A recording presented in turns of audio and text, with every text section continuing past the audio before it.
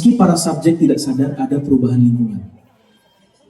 Kesimpulan dari studi ini sangat kuat. Manusia ternyata membutuhkan sinyal elektromagnetik. Kesimpulannya manusia itu butuh sinyal. Manusia itu butuh sinyal. Nah, ini di law of attraction. Seakan-akan dia itu Tuhan.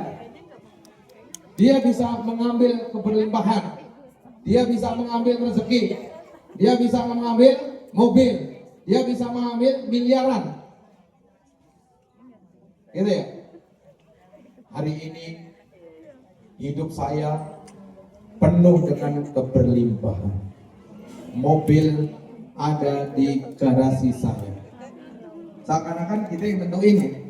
Makanya saya pengen kasih tahu bahwa ternyata kita ini ada manusia butuh sinyal. Sinyal itulah kalau di ESQ disebutnya adalah apa namanya?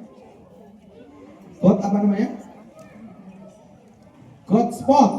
Namanya apa? God spot. Namanya apa?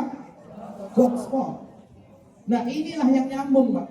Orang yang God spotnya itu nanti sinyalnya dia tinggi banget, maka dia bakalan cepat fataqabbalaha rabbuna biqabulin hasan.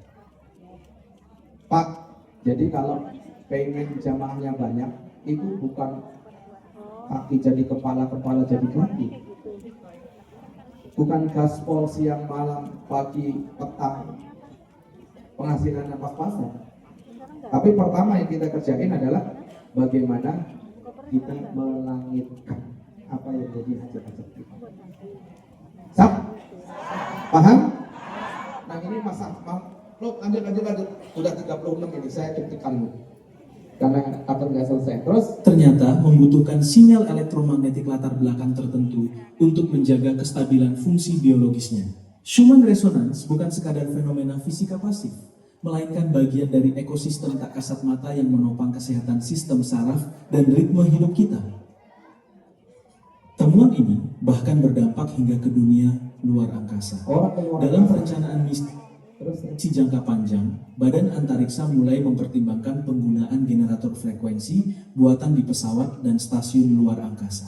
Alasannya sederhana, tanpa detak bumi, tubuh manusia berisiko kehilangan keseimbangannya sendiri. Tanpa detak bumi, tanpa gelombang elektromagnetik, orang bakalan kehilangan medan magnet. Terus lanjut. Sampai di titik ini, satu hal perlu ditegaskan. Kita tidak mendengar frekuensi bumi dengan telinga.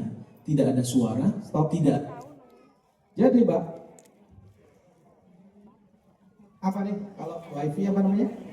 Sinyal. Sinyal itu, Mbak, sinyal itu nggak bisa kita lihat, juga nggak bisa kita dengerin. Tapi kita sama mitra-mitra kita, itu sinyalnya itu bisa nge-broadcast, bisa nyambung. Makanya ibu-ibu, Bu, saya dulu bilang sama Umi, Mi, kalau Umi nyari work rewel, itu anaknya nanti jadi longsi. Kalau anaknya lagi kuliah di pesantren,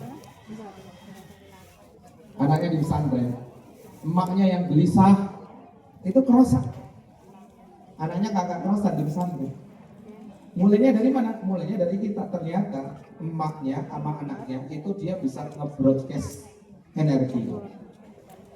Halo? Makanya kalau ketemu mitra-mitra yang sukses di sana, jangan dijulitin ya ibu-ibu.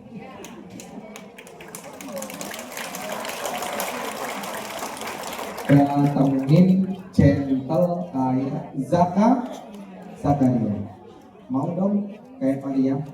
Lalu Zakaria apa? Minta, ya Allah, istri saya mandul, usia saya 80 tahun, tulang-tulang saya sudah mulai remuk, kulit saya sudah keriput, tapi saya pengen ya Allah, Engkau berikan karunia anak. Kira-kira masuk akal nggak? Istrinya mandul, dia sudah tua, pengen punya anak laki lagi. Ini kebanyakan permintaannya ini, Pak. Gara-gara melihat siapa? Gara-gara melihat Maryam.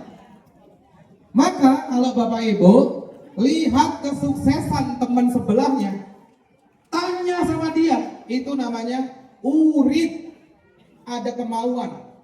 Urid, orang yang punya kemauan, namanya murid. Murid itu orang yang pengen belajar. Datengin leadernya, datengin mitra yang suksesnya, tanya, belajar sama dia. Siap? Saya nggak mau lagi di sini ada orang-orang yang gagal, yang emeraldo,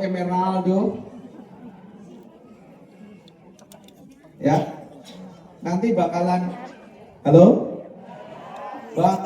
ngumpul sesama-sesamanya. Ujung-ujungnya, Pak, yang komentator, yang bikin klaster sendiri, ujung-ujungnya berlalu dari sana. Betul apa betul banget? Maka Bapak Ibu sekalian, kita harus niatin, kita ini harus menginspirasi kebaikan. Lanjut. Sinyal nggak bisa dilihat. Ada sensasi auditori. Respons ini terjadi jauh lebih dalam pada level sel, jaringan saraf, dan sistem biologis. Jadi Pak, meskipun telinga kita nggak dengar, meskipun mata kita nggak melihat sinyal itu, maka gelombang elektromagnetik yang di luar itu dia akan mempengaruhi sel-sel yang ada dalam diri kita. Mau nggak mau, suka nggak suka, dia mempengaruhi. Maka manusia tadi butuh apa? Sinyal. Lanjut. Salah satu struktur yang sering menjadi sorotan adalah kelenjar pineal. Kelenjar kecil di tengah otak ini berperan penting dalam mengatur hormon melatonin, pengendali siklus tidur dan bangun. Menariknya, pineal dikenal sangat sensitif terhadap perubahan medan elektromagnetik dan cahaya. Nah, singkat cerita, sampai di sini aja. Ini panjang nanti. Ini Bapak Ibu yang paradoksnya, Ibu semuanya punya ini.